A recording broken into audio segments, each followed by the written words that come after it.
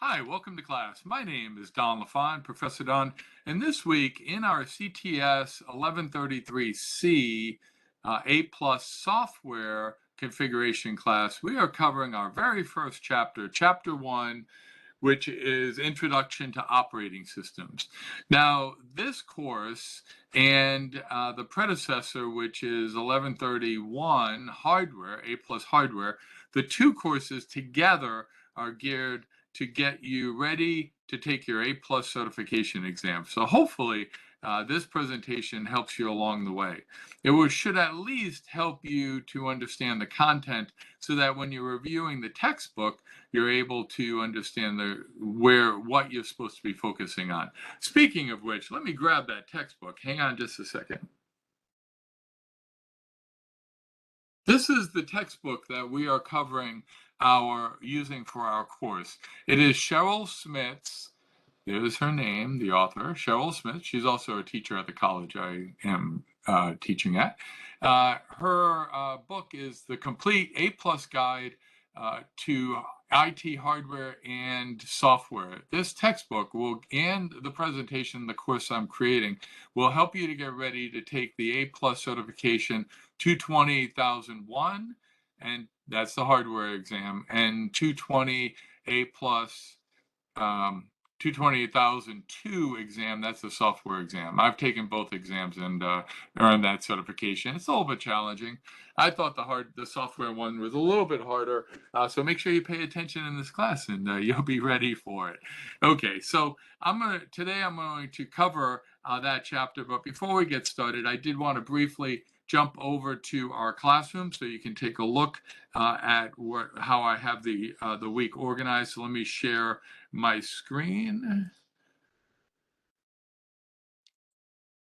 And you should now see my course. This is my Canvas course for our CTS 1133C class.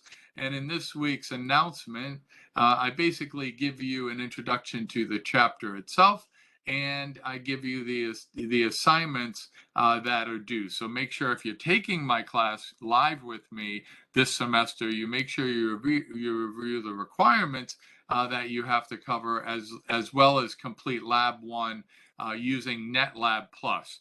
Now, if you're watching this video online on YouTube, then there are resources that you can use to complete the simulations for NetLab and the assignments that are loaded inside of the lab book that goes along with the course. I'll provide a link so that you're able to get access to or find these books.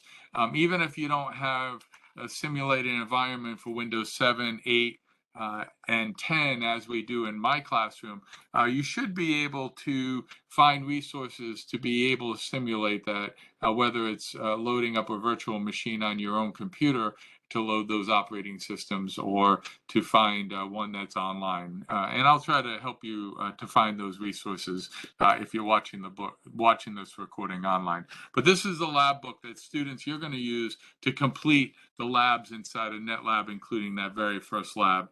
Your credentials, by the way, are loaded inside of under a separate announcement. These are the NetLab credentials. You'll find your username and password.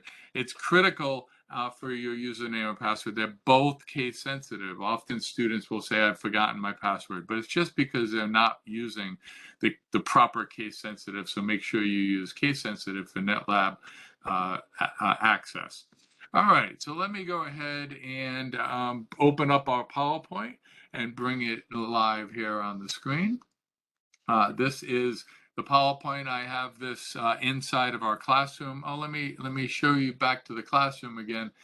These are the preliminary assignments. If you have not completed the preliminary assignments, they are due at the same time week 1's work is due.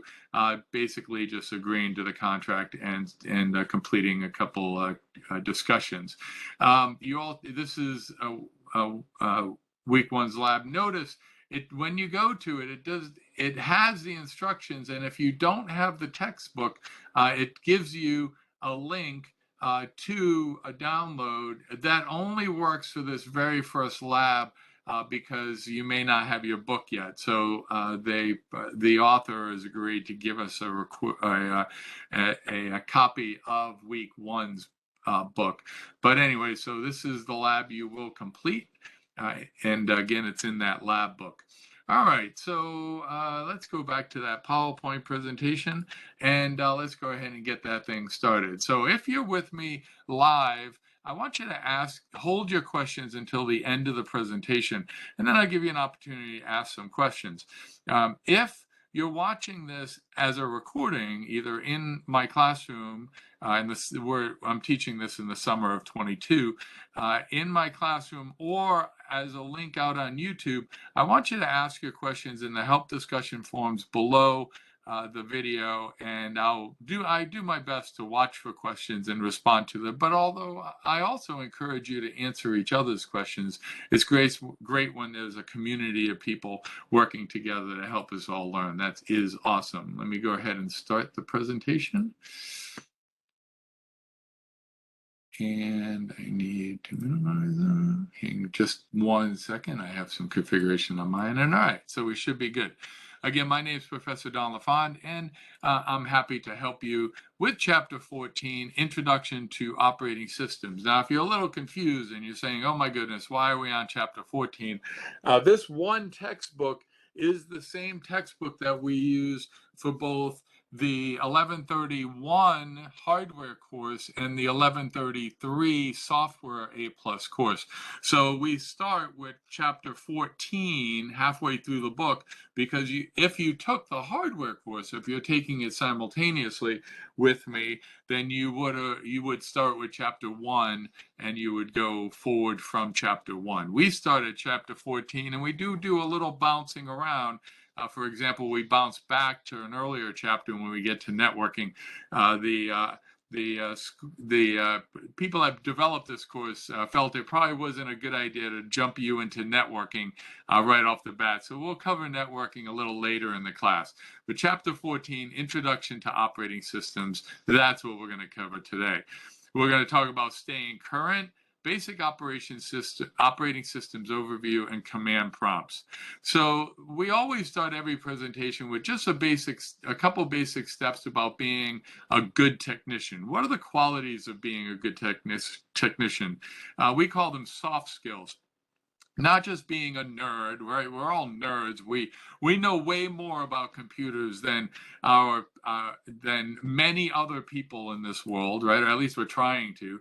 And that sometimes we got to make sure that nerd behavior isn't what the people we're trying to help what they see. They need to see, for example, somebody that's current with current knowledge.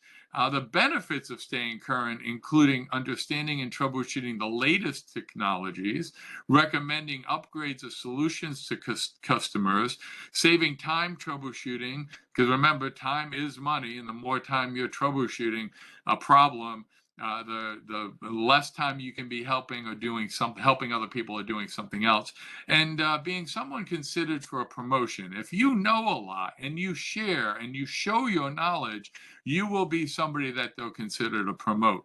I like to suggest staying current. That means staying current in a variety of different means. It's subscribing to magazines, IT magazines, or online subscriptions to magazines in your field of subject, field of knowledge. If you're a networking guy, you should be part of or getting email subscriptions that come to your email message box every single day about subscriptions.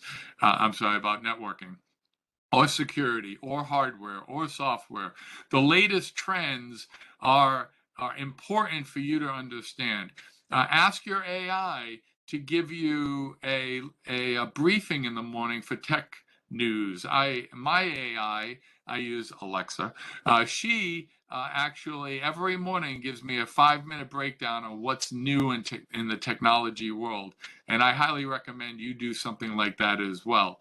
It's Tech News Briefing, and you can add it to your morning briefing.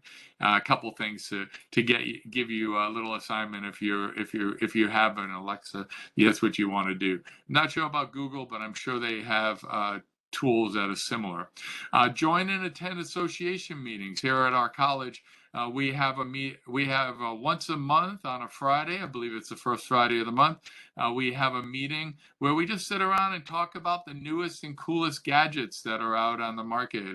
And the school actually has a bunch of these really cool tools and features, VR headsets and whatnot that you can actually use. And we have each meeting we focus on a different topic. Reach out, look around at your local colleges, local organizations. There are always user groups located in every big city in America, even some small cities, that you can meet. And then there's online environments that you can meet as well. You can also attend online webinars. When you're online, meet people, right? When you're meeting people online, they can be sources of information, but they can also be part of your network to even learn newer technologies so that you make sure you're current. When you're looking for a job, those people, by the way, the people that you were able to connect with, whether it's an association meeting or a seminar you went to or taking a class, department peers, supervisors, all of those can be references for you to get a job, keep a job, and ultimately find a job in the first place. All right, so stay current. Now let's talk about basic operating systems, and here's an overview. So we're gonna go in depth on a lot of these topics. So I don't go too deep in any of these, but I promise as we go through the next 15 weeks, we dig deep in all of the topics that I present to you here in this introductory presentation. So as you know, especially if you took the hardware class, computers need two important categories. They need hardware. That's the case and the motherboard and the hard drive and the RAM and all of the different individual parts that make up the hardware, the monitor you're looking at right now, the webcam that I use to record this presentation, maybe you're using to interact in an online seminar, the printer to print documents. All of that is all hardware. Software, on the other hand, are the programs that run on the hardware that allow you to interact in two different categories. There's the operating system. That's the Windows operating system. That's what I use: Windows 11, Windows 10, Windows 8, Windows 7. The A+ certification exam is set up to test you on your knowledge of Windows 7, 8, 8.1, and 10. Now, right now, you may say, Don, why are we still learning about Windows 7? We haven't used Windows 7 in 6 years, actually 9 years, I think. It's when it first came out. Well, the important thing is when you're troubleshooting or helping a user out there in the field, you don't have any idea what operating system they're using until you get there often. For example, I do some tutoring on the side, and I was helping a woman the other day, and I said, oh, let's open up Word and type something. And we opened up Word, and she still has Microsoft Word 2013 on her computer. 2013. We're basically at the 10-year mark for 2013. She needs to upgrade to Office 365. But you know what? For what she uses, maybe she doesn't. Maybe she's perfectly happy with Office 2013 on her computer. And as a matter of fact, we were able to do what we were doing just fine. And she never knew she needed anything else until I left her with 2013. I didn't help her to upgrade, which might have cost her some money. So sometimes you need to update, sometimes you don't. Leave whatever the operating system you find when you are working. That's the operating system you have to understand how to get around. An operating system is software that coordinates the interaction between the hardware that I mentioned earlier, for example, the RAM and the hard drive that stores your programs, and any software applications. The actual interface for a program like Microsoft Word, for example, that's the software that runs. The operating system is in between the hardware and the software that runs on top of that operating system. An operating system can be graphical user interface, or it can be a command line interface, or both. It's responsible for handling file and disk management. Now, you're probably used to running a GUI. That's how you pronounce GUI, graphical user interface. That's the GUI. That's the pretty Windows interface that opens, or the Apple interface. If you're a Linux user, you're probably quite familiar with running a command line interface. So we use a command line interface definitely in Linux on a regular basis, but this is what it looks like in a Windows environment. I apologize, I can't make this window bigger. That, as far as I know, there's no way to change the font for text, but I just want to open up. This is what computer interfaces used to look like when I started computers back in the day. You would back in the 80s, I would turn on my computer, and this is what I would get. And then from here, I had to type WIN to go into Windows 3.11. Again, I know I'm aging myself a little bit, but I've been using Windows for a very long time. And Windows 3.11 was the first operating system. It wasn't the first operating system that existed. Of course, that would be Windows 1. But I joined the computer computer world when the operating system was 3.1. And on this operating system, you can do something like dir, and you can get a list of directories, and you can change directory to another directory, let's say saved games, maybe. And then, nope, not there. Let's see, let's make a directory. We're going to make a directory called temp, and then, nope. Let's see, create directory, sorry, temp. And then now I can change directory to temp. So moving or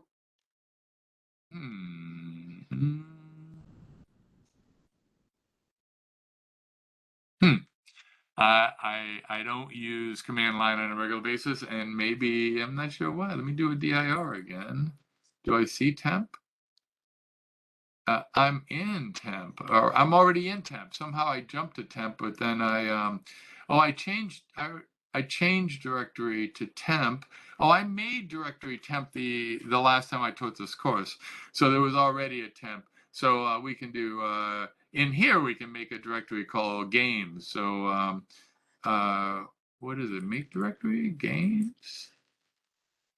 Yeah. Okay. So now I can do a dir, and I can show you there's a games directory. You can see it right there.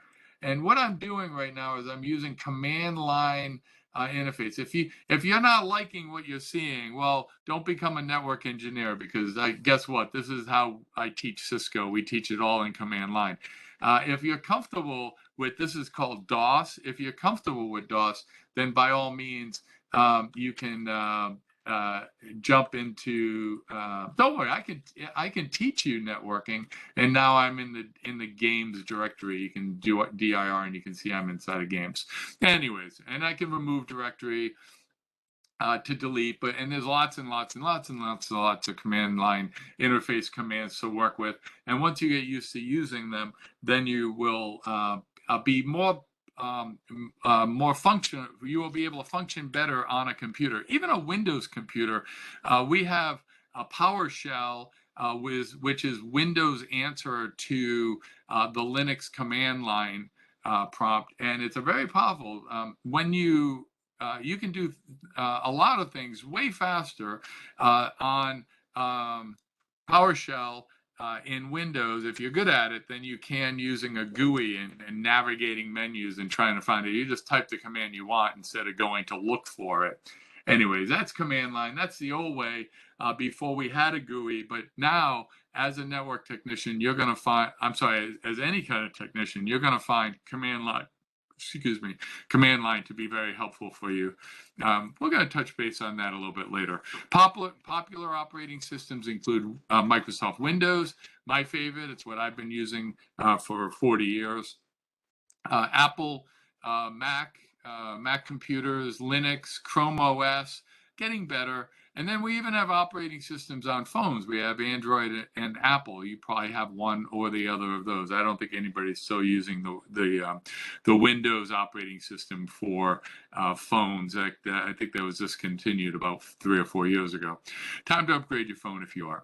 Anyways, these are all operating systems, and each one of the operating systems, for example, have different features. Windows has both 32-bit 32-bit models, if you will, versions, and 64-bit. Now, the 32 or 64, that's the size of the bus. That's the width of the command that can be processed at the same time.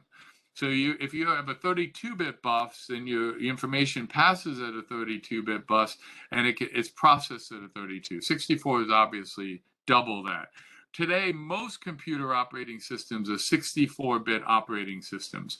And you can test that by going to System on your computer, System Information. If you're on a Windows computer, you can do System Information, and that window will open up. I'm going to share mine. I don't think anybody can hack me based on just this information, at least I hope not. And you can see I'm running a 32-bit or 64-bit processor, and I'm running Windows Pro 11, Windows 11 Pro. That's the operating system, and there's a building of it. 128-bit of RAM. What I have for a processor.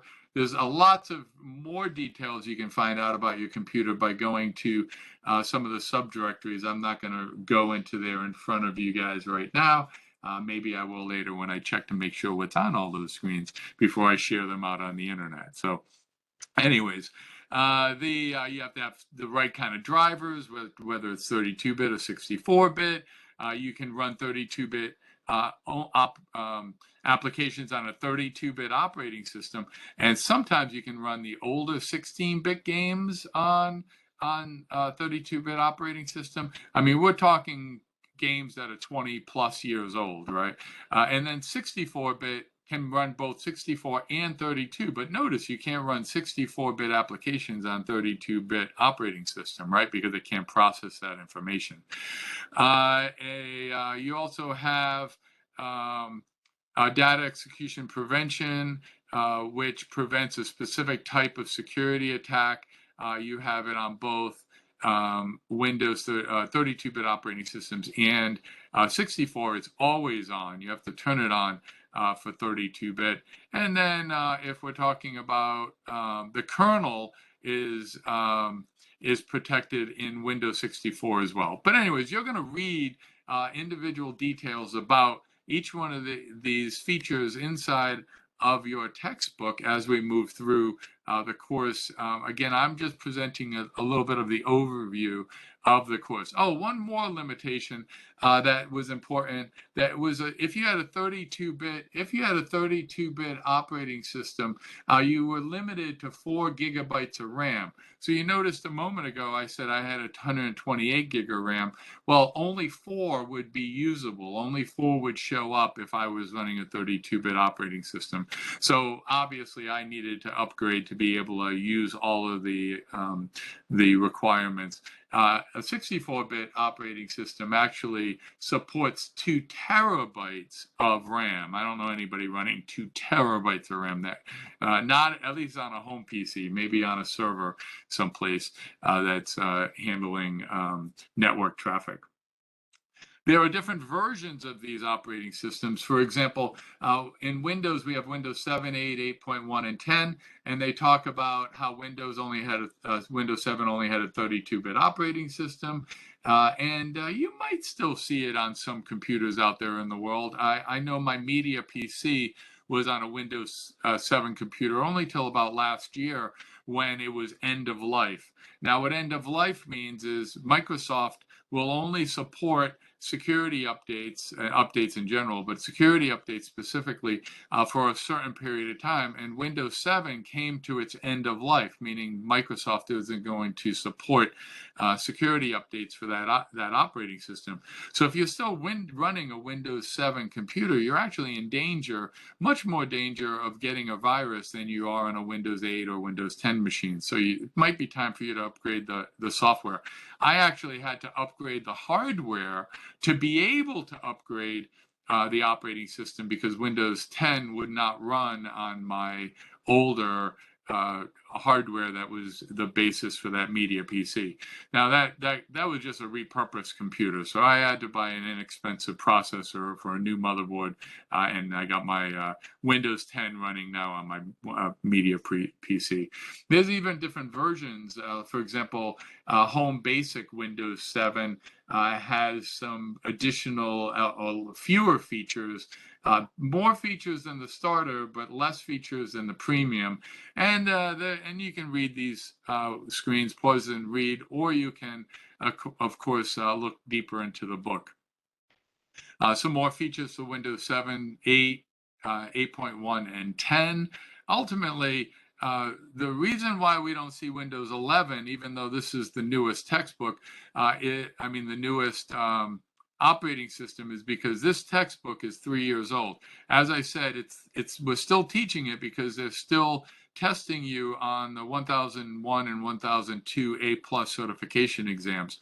Next semester, we start teaching with a new textbook that includes Windows 11, and I'm hoping that they have dropped Windows 7 off. I'm not sure yet because I don't have that textbook yet, but I'll know here before the fall semester. Hopefully, not too long from now. End of life. I was mentioning it earlier. Serious consequences if an operating system or application has reached its end of life. There are security threats, software incompatibilities, compliance issues, operating costs might be higher on those older operating systems, and performance and reliability. I'll give you an example. So they're talking about end of life operating systems, but I recently had to go from Windows 7, which was worked perfectly fine on my wife's computer, to Windows 10. And unfortunately, when I upgraded, my printer no longer works. So the driver for there is no driver for my printer, which is about 15 years old. It works fine. There's no drivers for that printer to work on the Windows 10 operating system. So you have to be aware. That's the opposite. Now my software is incompatible with the driver for that printer. That happens. It happens in the other way. Maybe you buy a printer that doesn't have a driver for Windows 11 because you bought it used on eBay or something. So it happens in both directions. You can't get the software to work on the operating system or on the hardware itself. You got to make sure you have you're buying the right hardware for the right software is ultimately what you need to do. Again, I already talked about security threats, software incompatibility. Maybe really for your job, you really need to run a 64-bit application, and you try to load it on that Windows 7 computer with the 32-bit bus, and it won't even load, never mind run. Now we're talking about problems that you have to solve. You have to upgrade. Now, people out in the industry will tell you that they still have Windows XP running on some of their computers. If you have a legacy database, for example, and you have a PC that's running XP and your database only talks to XP, well, guess what? You're going to run Windows XP on that computer, but because otherwise you can't talk to that legacy database. But you really have to look into upgrading, because at some point your computer is going to die, and good luck finding another copy of Windows XP to load on there, or even on a computer that can load Windows XP. Of course, we can load virtual environments for XP, but it's probably time to upgrade the database and port over the data from the old database to a newer, more modern database that doesn't care what operating system you're using, before somebody breaks into that XP system because you connected it to the internet and they found it live online and they steal all your clients' information, right? That's real. We see it all the time. just pay attention to what's going on in the world, and you'll see that security breaches happen on a regular basis. You want to make sure your company and your home is not one of the companies that or homes that are broken into. When you update, you might run into problems with upgrading your OS. You might not have I told you about my computer wasn't capable. My media PC wasn't capable of running the newer operating system, yet I wanted to be able to network all my computers together, and I was concerned about end of life 7. So I had to actually buy a new new motherboard. I needed a new CPU, which meant I needed a new motherboard, which means I needed a new RAM. So that little upgrade to be able to run the newer software cost me, I don't know, $300. It was just for the play movies on my computer, so it didn't need to be whiz bang, but it needed to be able to run the newest software. You might have problems with setup or freezes, or it might just take forever to load. During the installation, it might take a while to load, or it might freeze. You might not, I told you about drivers, might not be capable with the older software or the newer software. Application incompatibilities, I gave you an example of that as well. And data loss. You got to be able to make sure you back up. So before you attempt to upgrade an operating system, make sure you back up everything. It's critical that you back up everything so you can go backwards if something happens when you try to upgrade. Compatibility concerns. I already mentioned 32-bit apps only work on 32-bit operating systems. 64-bit applications work on 60. They just have it backwards here. So a 32-bit operating system will also work on a 64-bit operating system. 32-bit hardware has a 32-bit bus, or it requires a 32-bit operating system. 64 can have 32 or 64 buses.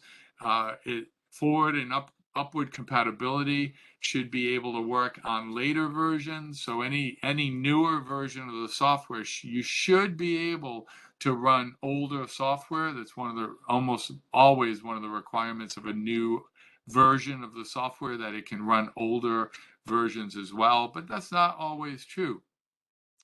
Apps are written for specific operating systems. That would be an example of that XP that I told you about earlier. Corporate needs. Types of network connectivities. You might have a work group. A small company just works out of a work group. Or you might have a domain. A large company might use Active Directory and require domain access. We will talk a little bit about Active Directory, but there is an entire college course that you work on network operating systems, and we spend 15 weeks talking about Active Directory and how to configure it for the Windows operating system. We also touch base with other. You can take in if you're trying to run your domain on a different operating system, you would obviously have to learn how to be able to coordinate your company on a Linux platform or an Apple platform. BitLocker, that's for drive encryption. I actually had a student that had a laptop that died, and she brought in her hard drive from the dead laptop. They broke it open, got the hard drive, and we tried putting it in a new computer, and it would not read that hard drive, and we struggled for a little bit, and then we realized that her old laptop was new enough that it had BitLocker enabled. Her hard drive was encrypted. It had to have the laptop chip on the motherboard to be able to decrypt the hard drive. There was absolutely no way she was going to get her data back from that hard drive without going back to the laptop and actually fixing the laptop. Either she paid the money to fix the older computer that was broken, or she had to just lose that data. Again, going back to backup, make sure you have backups of your data, also secure, just in case something like that happens. Media Center, it's for entertainment, not part of Windows 10, but you can download and install it. Branch cache stores frequently accessed content. We covered We covered that in our hardware course. We talked about the different levels of cache. EFS, encrypting file system, encrypts all your files and folders. Kind of the reverse of what happens when when you get attacked, if you get attacked, hopefully you never do, by a ransomware attack.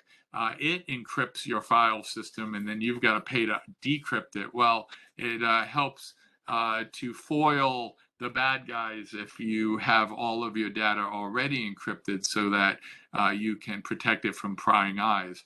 Of course, if they encrypt your encrypted data file with a ransomware attack, you still lose your data. So make sure you back up. We just talked about that. Now, when you turn on a Windows computer, I already showed you what it looked like back in the day of Windows 3.11. Yes, you could load a GUI on top of the operating system, but it was a DOS system back in the late 80s, early 90s when I started computing. It was a DOS system that you loaded Windows onto. Now, Windows is actually your operating system, and you load a command prompt DOS environment, if you will, in Windows instead of the other way around. To get to the Windows operating system, hopefully you have a password and a login, a user ID and a PIN or password to sign into the screen, because you never know when some bad guys are wanting to do bad things to you, even if it's a family member trying to do something, like maybe I have spiders run around your screen. I'm not sure if you've seen the TikTok videos with spiders running around the screen. Definitely interesting. When your Windows environment loads, the desktop is the area on the screen that's the GUI environment. It's where all of the work is performed inside of Windows. The desktop contains icons, pictures that provide access to various devices, files, and etc. Now, these icons just lead to other programs. Of course, you can also go to the Start menu. Now, depending on which operating system, this looks like Windows 10. This is definitely Windows 8. It was the most difficult operating system to get a start with, because it used hot corners. Instead of using a Start button in the bottom left, or in Windows 11, it's in the middle unless you've moved it, we had to put your mouse into the top left or right corner to be able to get another window to open up. If you didn't know to put your mouse in the corner, you didn't know how to get past this screen. Windows 8 was really, I don't want to call it a mistake by Windows, but what Windows really saw touchscreens as the future of display devices. And in some of our labs at the computer, we have full desktop computers with full size touchscreen monitors that are fantastic, right? You literally touch the monitor and you swipe. That's what Windows 10 was Windows 8 was geared for. It was for swiping on the screen and clicking with your finger on these tiles. They weren't called icons, they were called tiles, because you were clicking on them. They were bigger than icons.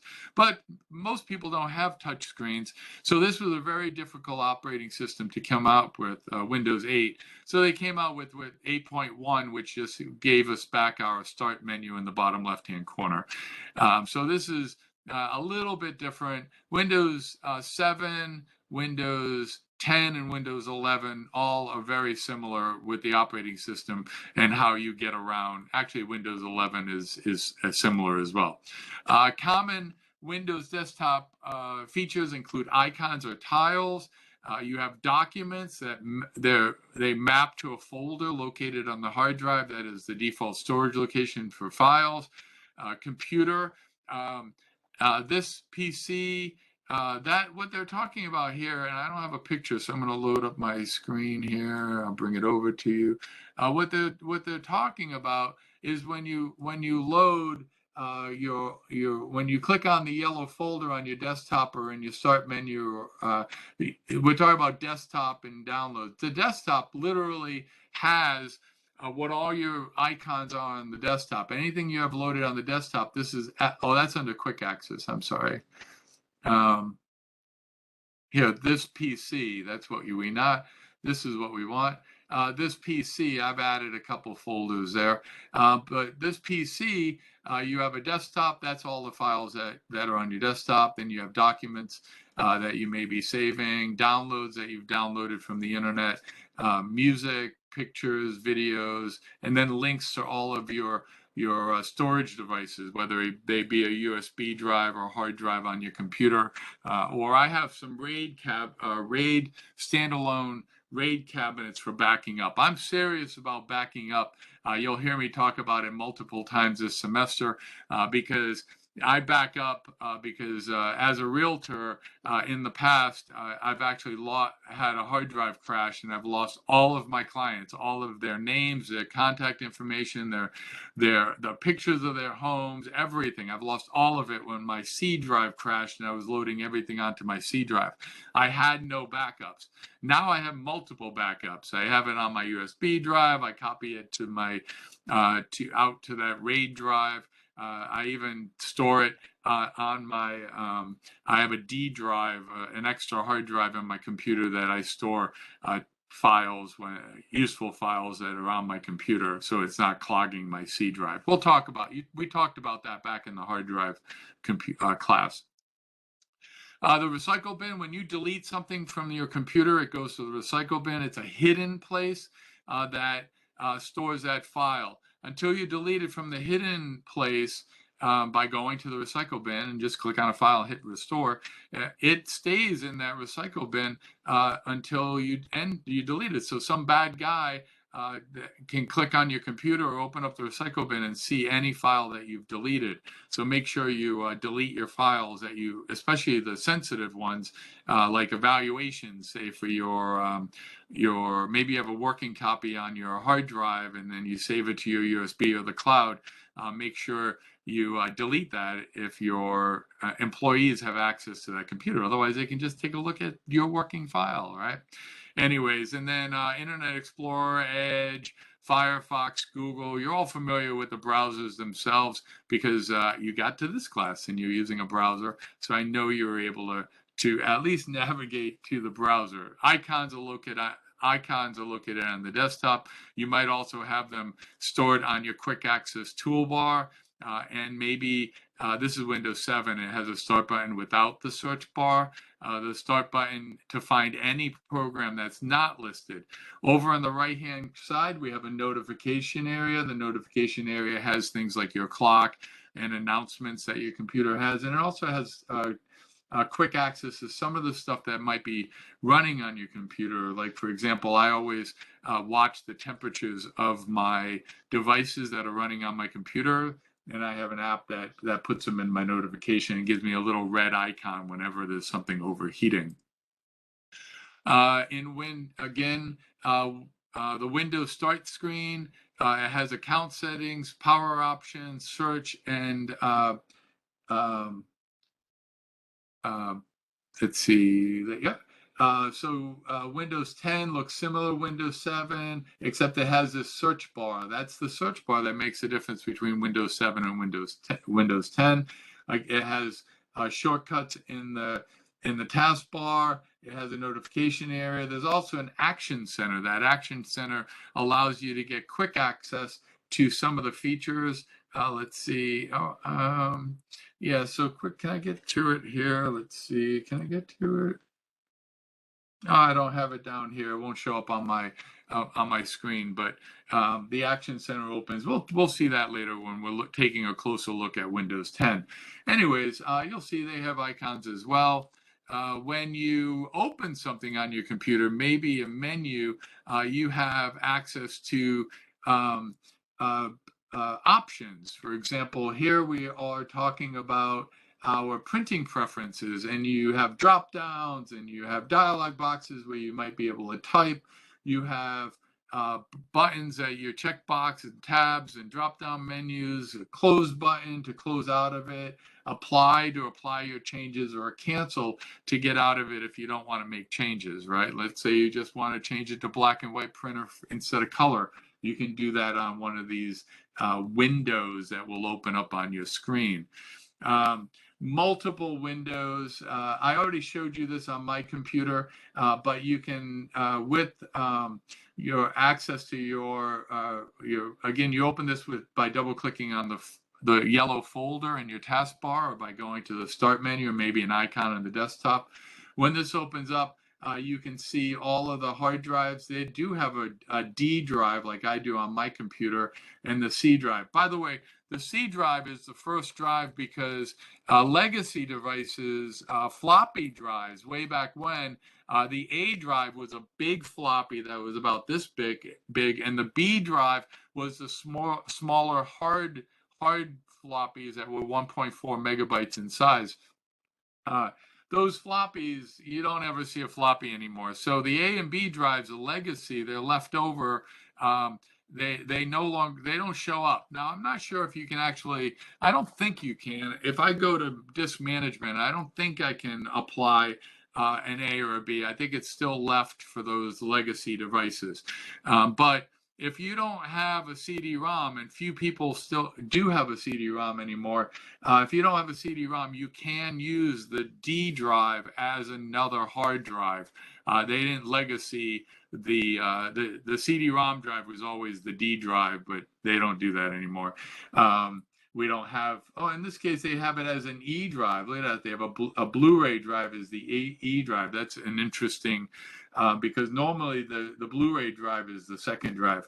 When you add a new drive to your computer, it takes the next drive letter that's available, and they must have had the second hard drive before they added the Blu-ray drive, unless they went to disk management and switched the drives.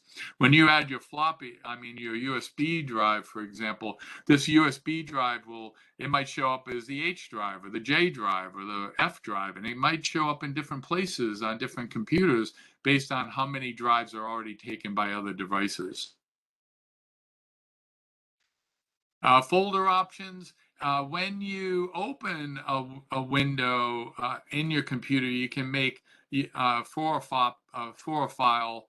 For example, here, I'll just quickly, how you get there is I'm just quickly opening up that window I had earlier, and I'm going to right click on one of my files, and I'm going to go I'm going to right click, and I'm going to go for options about the file, right? Here's all sorts of options about the file. And you can also go to properties, and you can see all sorts of properties for that file when I created. This is the syllabus for this class, by the way. And when I last updated, when I originally created it, it might be in here, although sometimes that's not an accurate date. I also want to point out that to open this file, it opens Word. If a file ever opens with a program that you don't want it to open, just right click on that file, right click on it, go to properties, and then change what file opens that Word. Like maybe I want that to always open with Adobe. I click OK. I don't, so I'm not going to make a change. And it's going to open docx files with whatever program that you want it to open with, right? Obviously, I'm going to leave that with docx for Microsoft Word for Word documents. Under security options and details, and you can make some changes. In the example that they give here, they're changing the option for the file to display the full path in the title bar. So instead of saying syllabus, it says syllabus.docx. So I would show, I'll put a check so I can see that. Also, I can see just hiding a file on your computer isn't very secure, because somebody can just come and say show hidden files, and now they see everything that you've hidden. So that's not a great way to hide files on your computer. Also, let's see, yep, that's it. You can search for features, by the way. Now, search is an index. When you're finding a file, first of all, you should always save your file in a place that makes sense. I call it the dirty, we'll see it in a few minutes. If you just save everything into one big one big folder. I call that the dirty laundry method of file management. You know what I'm talking about, single guys and gals out there. It's you use clothes and you just throw it into a big pile. And when it's time to wash, you just throw it all into the washing machine. Maybe you separate it, maybe you don't. Maybe whites actually go into whites, and everything else goes into everything else. Anyways, you wash all your clothes and you put it all on the couch or on the chair in the living room or on your bed, and then the next day you still haven't folded your clothes, so you grab something out of that pile of clothes and you put it on. You go to work, you come home, and over time all of that clothes finds its way back onto the floor, and then it's the end of the week and you don't know what's clean and what's dirty, and you just go to the floor, you group everything up again, throw it into the wash, and you're off and running again. So that's the dirty laundry method of file management. That's when you put everything into one folder thinking it's easy to find that way. That's not the best way to do file management. It makes it really hard to find anything that you're missing. What you really should do is you should put your files into folders on your computer. I think I'm getting a little ahead in my presentation, but let's go to my USB drive, for example.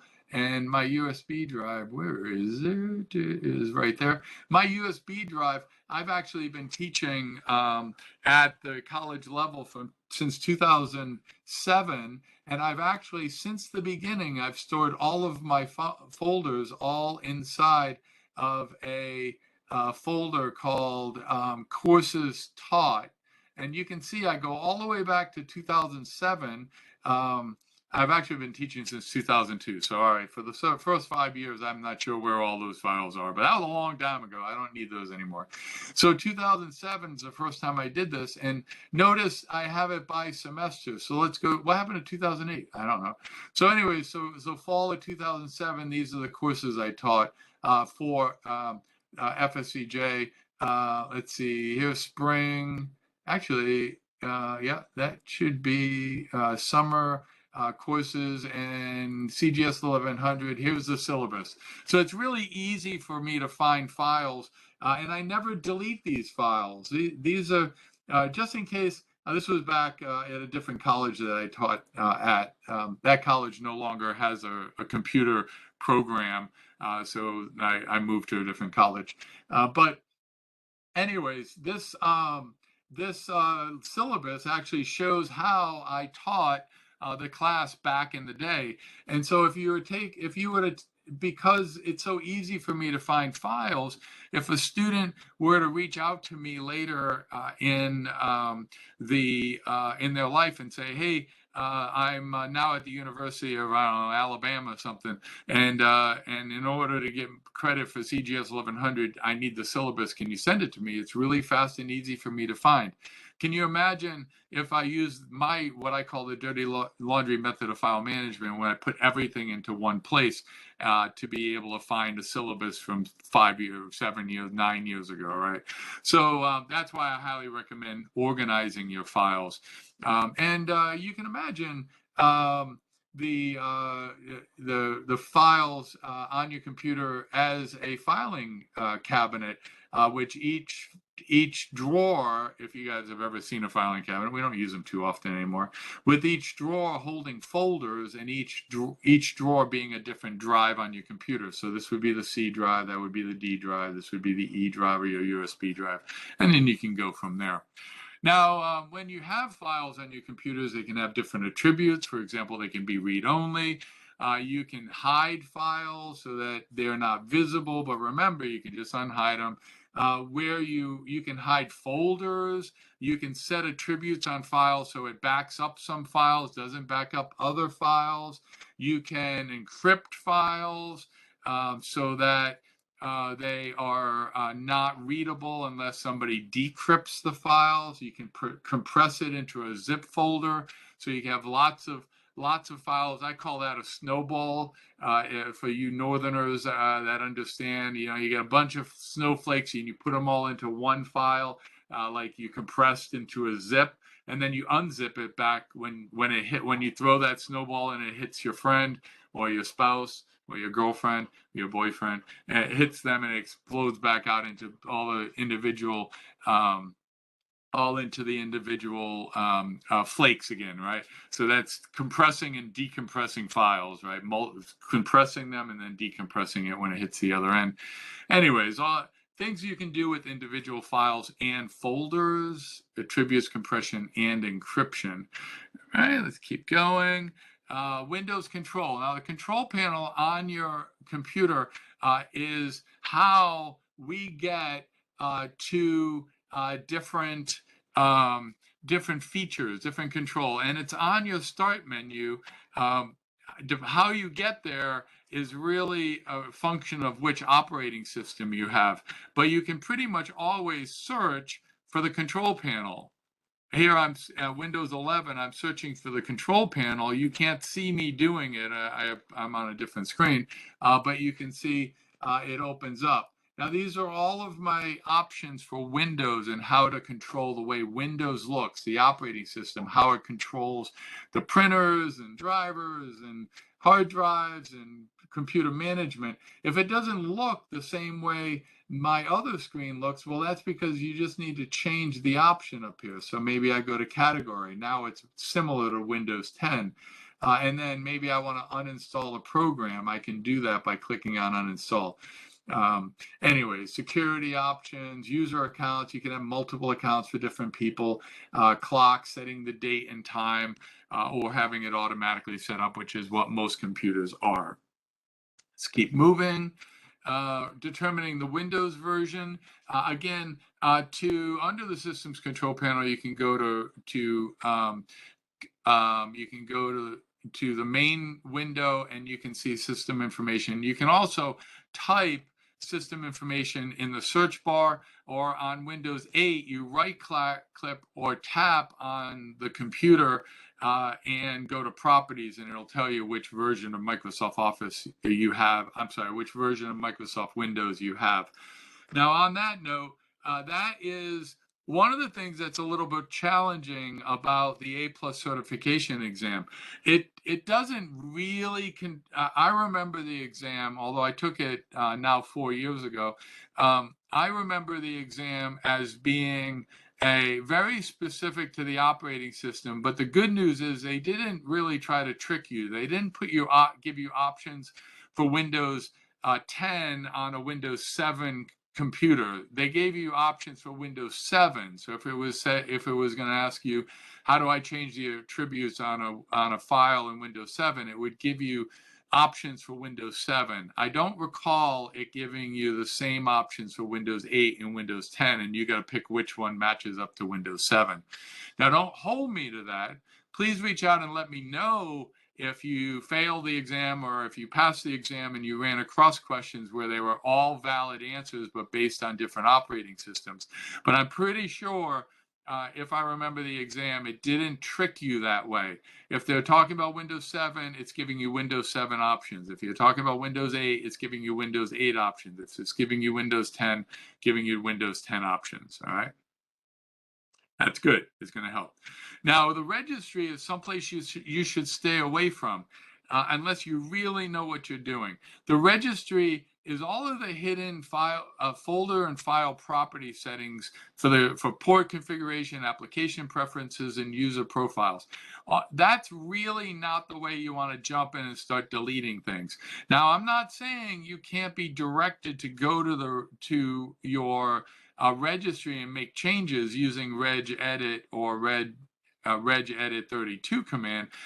Many times over the 40 years that I've been using a computer, I probably had to go to the registry probably 20 times total, maybe once every other year, to maybe uninstall something or change the configuration in the registry instead of configuring it in the program. But normally you follow specific instructions when you go to the registry. The registry is a pretty scary place because if you mess up the registry, you can really mess up the operating system itself. Here I'm opening up the registry to show you that they have different keys, and there's so much under every one of these keys I don't think you can hack into my computer by seeing just the registry if I don't go into anything specific. But these keys all have specific, the root, the user, the machine, configuration. They all have specific purposes, and it's critical for you to know exactly what you do when you go into the registry. So I'm going to just leave that there. And if you want to take a look closer at it, you can do it in our simulated NetLab account or in the labs inside of UCertify. You can mess with it, but don't mess with the registry on your home computer. I'm telling you, don't mess with the registry on your home computer. I'm not responsible if you do. All right. Sometimes a little bit of information can be dangerous. All right. Again, backing up data. I personally back up my data locally. I also use cloud storage for my phone. So all of the pictures, I pay Google, they're $100 a year to be able to store all of my files and pictures up on on my phone up in the cloud. But I don't want to have to pay for cloud storage for my home data. Instead, I bought an external RAID device, and the external RAID device. I'm a big fan of this company, by the way, and I really like this external RAID cabinet. So I'm going to show you what it is. Let's see. It's a Mediasonic RAID Pro RAID. Something like this. This is what it looks like. And I really like, this is just for the drive itself, and it allows me to have RAID 0, 1, or 5, and I run RAID 5 so that it backs up my data. Any one hard drive in here can go bad. Now, I hate to say it, but right off the bat, I'm going to tell you anyways that this is $125 just for the box. Then you have to buy 4 hard drives to go in there. But hard drives are pretty inexpensive today. You can get a, I don't know, 4 terabyte hard drive for less than $100, like $50. So to get 4 terabyte hard drives, that'll give you, in RAID 5, it gives you 12 terabytes of hard drive space, and it'll cost you $200 more than this. So $325. And now you can pretty much back up everything that's on your computer many, many, many, many, many times. And backing up is so important. I think it's well worth the money to have an external RAID tower. Make sure it's a RAID enclosure. If it's just this might just be a hard drive enclosure. Make sure you have this is the one you would need. This is just allows you to have more hard drives outside. It's just a hard drive enclosure. This is a RAID cabinet. I highly recommend Mediasonic. It's not a well-known brand, but I'll tell you what, I had a problem, and I had the technicians at Mediasonic going out of their way to help me out. They don't sponsor this video, but they really went out of their way to help me, and I really appreciate it. I was cleaning my drive as you're supposed to, doing some maintenance. I was vacuuming out my drive, and I took off the cover. And when I turned my back to turn off the vacuum, the drive actually opened, and it fell. It looks a little bit like this. And these 4 drives, I was vacuuming out the cabinet. I was cleaning it out, blowing it out. So I actually removed the cover. And when I did, the drive fell off the shelf, and all the drives came out. And I hadn't put the order of the drives to put it in. Now, on some systems, most systems, the older ones especially, the order of the drive means a lot. Fortunately, the RAID drive that fell on me was almost brand new, and the technician on the other side actually took the time to build a RAID in the RAID cabinet that I used, and actually had mixed up the drives and proved that I could just put the drives in any order and it would work. I was so happy that he took the time to do that. So I always talk good things about Mediasonic. I'm pleased with how that Mediasonic drive worked for me, and I've never had a problem with it. And if any one drive ever breaks on me, I just replace that drive and I'm up and running. I never lose my data. All right. So, but you can upload into the cloud, and that's basically using somebody else's storage, whether you're using Google Drive from Google, Microsoft's OneDrive from Microsoft, Apple's iCloud. They pay for the storage. Ultimately, at some point, they're going to charge you for storage, like Google started doing recently. It costs $100 a year, and I forget how much I get for that. Maybe 1 TB. That's plenty to upload all my pictures. Anyways, you can use the backup and restore feature on Windows 7 or backup and restore Windows 10. You'll find that on the control panel to back up. But one important thing to know about backing up is you really need, oh, let me go back. I didn't realize, he should be able to see that. I didn't realize, I'm sorry. One thing about backing up is I live in the state of Florida, and we get a lot of lightning. You guys out in Seattle know all about what I'm talking about. Anyways, a lot of lightning. And if anything ever if lightning ever hit my house and fried my computer, and I have my backup connected to my computer, guess what? It's going to fry my backup as well. That's the danger of just having a D drive backing up your C drive inside of a computer. If it's going to fry the C drive, it's going to fry the D drive as well. That's why I have an external backup, and I highly recommend it. Or if you don't have a lot of data, back it up in the cloud, and that would be great. Now, backing up, it talks about how to do it in Windows 8 and 10 using file history. And that really, they're talking about coming backwards. So once you back up your data, if you want to restore it, it gives you the restore function. So you're going to get to practice with restore. But anytime you install a new program on your computer, the program is going to create a new restore point, and you tell it where to store that restore point. So you install a new program and it creates a new restore point, or you can do it manually. Now, the great thing about using a restore point is that if anything happens, like maybe you didn't know you were installing a virus on your computer when you install that program, well, the restore point will put you back exactly where you were before you installed the virus. Now, that doesn't work all the time. I actually had a virus one time that actually killed my hard drive. It killed my hard drive when it killed my hard drive. And when I went and upgraded the hard drive to replace it, it actually went, and I went ahead and installed a new motherboard, a new CPU, a new RAM. And so that virus ultimately cost me about $600 back in the day. But it's good to have a backup, and the backup didn't help because the backup was loaded on the same hard drive as the operating system, and so the virus had loaded itself into the boot record of the hard drive, and so I would remove the virus, reboot my computer, and during the boot process, it would put the virus back on my computer. So it was a never-ending cycle, and there was no way to get rid of the virus. So I had to replace the virus. I replaced the hard drive. Even formatting the hard drive, I'm not sure how that virus made it through reformatting the hard drive, but even reformatting the hard drive did not solve the problem.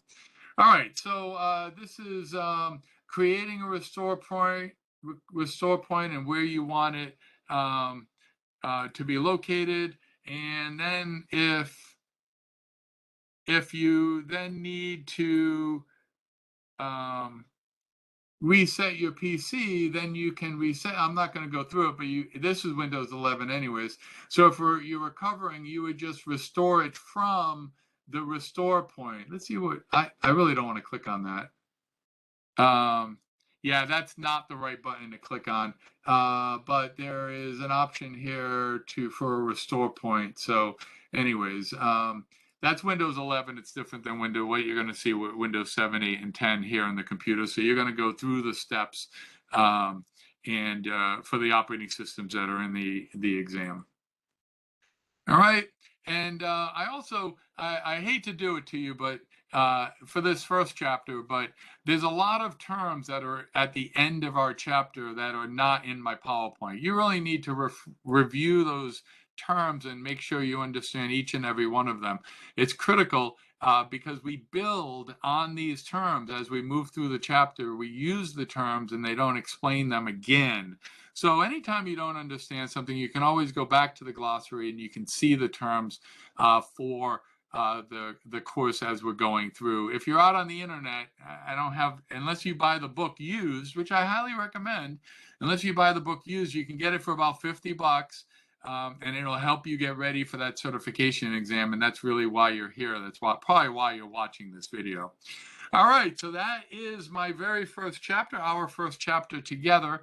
This is the textbook for our course. Again, it's a complete A+ guide to IT hardware and software. If you're looking for it, you can Google it and you can find it. I did it the other day just for, it was $50. I found it online. Actually, I think I found it for $15 online after we were looking for it.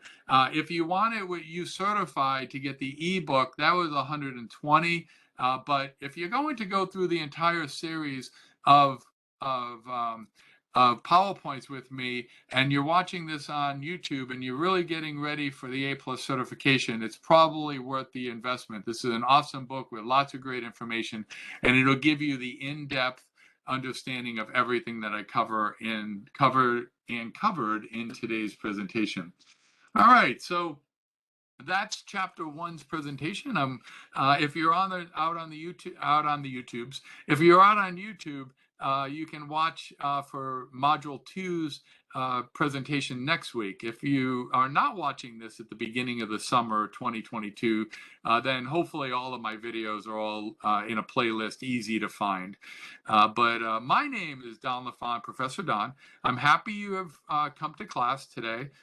Please thumbs up, give me a thumbs up down below. That helps me, it helps other people find this content. Also, follow me, hit the subscribe button. That will put my name on the left-hand side of your YouTube window under subscriptions, and it'll make it easy for you to find me when you're looking for the other videos. So please, and then you just go to the playlist and you'll see the playlist for this class, and then maybe you'll take me for Cisco too.